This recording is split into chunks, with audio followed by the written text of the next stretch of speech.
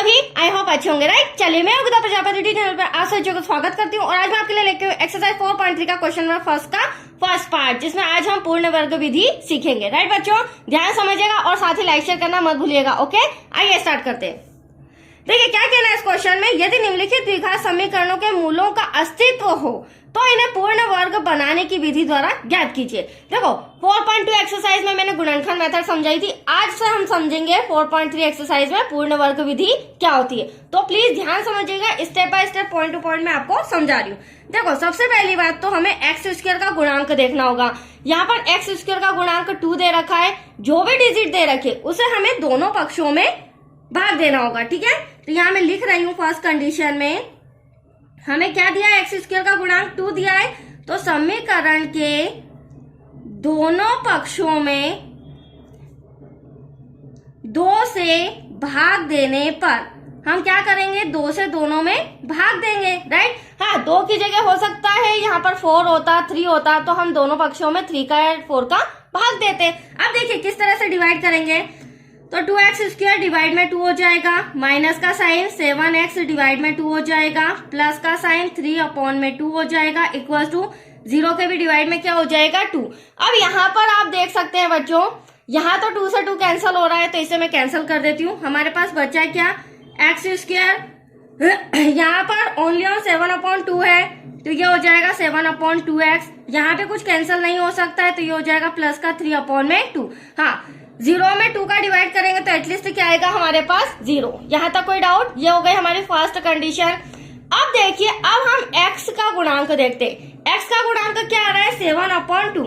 इसी को लेके हमें सॉल्व करना है, या जो भी डिजिट हमें x गुणांक में दे रखते हैं बच्चों, उसका हमें पहले हाफ करना होगा, आधा करना होगा, और आधा करने के बाद जो संख्या प्राप्त होती है उसका हमें वर्ग करना होगा, स्क्वायर करना होगा, और स्क्वायर करने के बाद जो संख्या हमें मिलेगी उसका यहाँ पर और सेकेंड पक्ष में मल्टीप्लाई करेंगे। तो सेकेंड पक्ष के लिए हम प्लस का 3/2 उधर ले जाते हैं तो माइनस का हो जाएगा। तो यहाँ पर एक स्टेप तो ये हो गई बच्चों, प्लस का 3/2 इधर जाके क्या हो जाएगा माइनस का।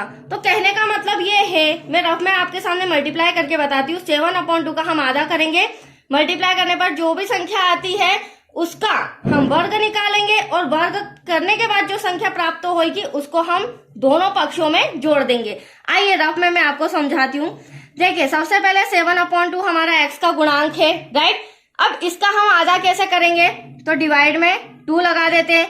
अब 2 के नीचे कोई संख्या नहीं तो 1 से 1 लगा दिया, तो इस तरह से बट्टा चेंज हो जाएगा, मतलब कि 7/2 मल्टीप्लाई में 1 ऊपर चले जाएगा और 2 नीचे आ जाएगा। अब आप देख सकते हैं 7 × 7, 2 × 4 ये संख्या हमें आई है। मैंने बोला था जब भी आधा करेंगे जो संख्या प्राप्त होगी उसका हम वर्ग लगाएंगे, वर्ग लगाएंगे तो 7 × 7 = 49, 4 × 4 = 16। अब ये जो हमारे सामने नई संख्या आई है इसका हम यहाँ पे भी जोड़ेंगे, इसे हम यहाँ पे भी जोड़ेंगे। तो देखिए x square minus 7/2x plus का 49 डिवाइड में 16 हो जाएगा, राइट। और यही संख्या हम यहाँ पर भी जोड़ेंगे तो प्लस का 49 डिवाइड में 16 हो जाएगा। यहाँ तक कोई डाउट आपको, पॉइंट टू पॉइंट में बता रही हूँ। अब नेक्स्ट स्टेप समझिए बच्चों, अब क्या होगा, यहाँ पर ध्यान से देखिएगा, यहाँ पर एक फॉर्मूला नजर आ रहा है, a square minus 2ab plus b square. B square कैसे, 49 का स्क्वायर करेंगे 7, मतलब वर्गमूल निकालेंगे तो 7 आ जाएगा, 16 का वर्गमूल निकालेंगे तो 4 आ जाएगा। तो ये मेरा बी स्क्वायर है। देखिए मैं आपको रफ में थोड़ा सा समझा देती हूँ। a माइनस बी स्क्वायर का होल, मतलब कि a स्क्वायर माइनस का 2ab और प्लस का बी स्क्वायर। तो होगा क्या, हमें ये फुल फॉर्म में दे रखा है, इसे हमें शॉर्ट में लाना है। किस में लाना है, शॉर्ट में लाना है। तो ध्यान से देखिएगा, a मेरा क्या हो जाएगा x। अब यहाँ पर फॉर्मूले के अकॉर्डिंग मैं इसे शॉर्ट कर रही हूँ।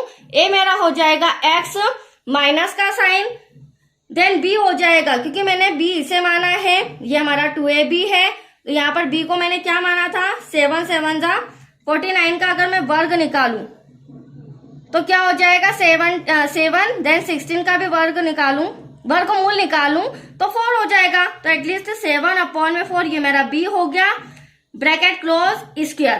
तो यहाँ तक आया समझ में, ये फॉर्मूले के अकॉर्डिंग मैंने इसे चेंज कर दिया, शॉर्ट कर दिया, राइट। इक्वल्स टू में यहाँ क्रॉस मल्टीप्लीकेशन करेंगे बच्चों, 16 का 3 में करेंगे तो माइनस का 48, प्लस का साइन 2 का 49 में करेंगे तो एटलीस्ट 98 आएगा, 16 का 2 में करेंगे तो 32 हो जाएगा। अब जब तक हमारा ये पोजीशन सॉल्व नहीं होता ब्रैकेट ऐसा का ऐसा लगा रहेगा। तो x माइनस 7/4 ब्रैकेट क्लोज इक्वल टू 8 में से 8 गया 0, 9 में से 4 गया 5, बड़ी संख्या हमारी माइनस की है। यहाँ तो कोई डाउट?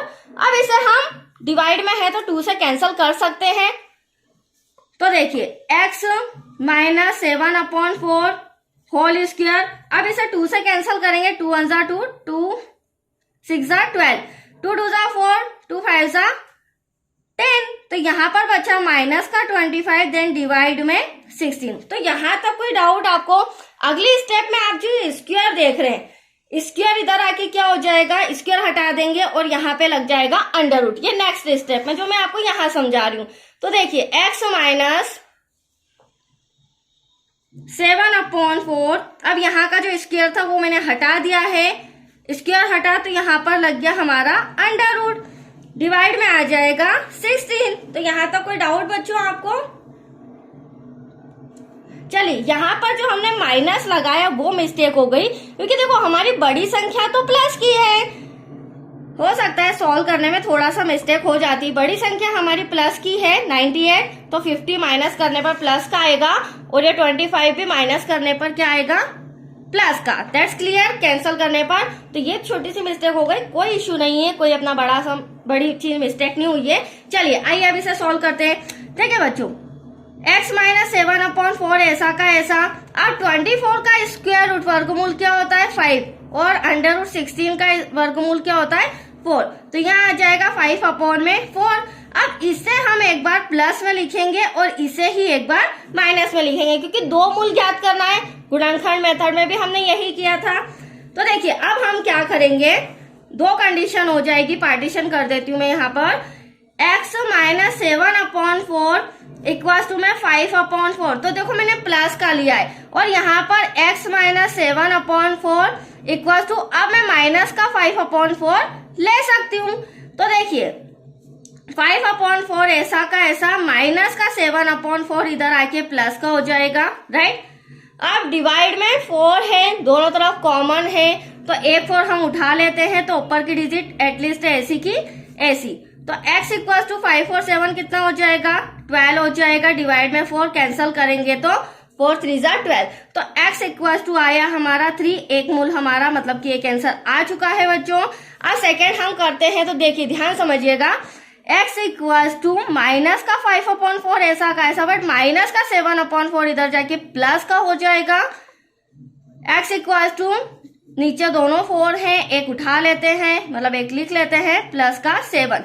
अब यहाँ पर क्या हो जाएगी नेक्स्ट स्टेप, 7 में से 5 गया, 2 बचा, बड़ी संख्या प्लस की है, डिवाइड का 4 ऐसा का ऐसा, कैंसिल करेंगे, 2 1 जा 2, 2 2 जा 4। तो एटलीस्ट यहाँ पे हमारा आंसर आ रहा है x इक्वल टू 1/2। तो आया आपको समझ में? ये दो मूल मैंने फाइंड कर लिए हैं स्टेप बाय स्टेप मेथड समझा के। बस छोटी सी मिस्टेक माइनस की हो गई थी, बाकी पूरा सम कंप्लीटली समझाया। ओके बच्चों, चलिए आज के लिए इतना। थैंक यू बच्चों।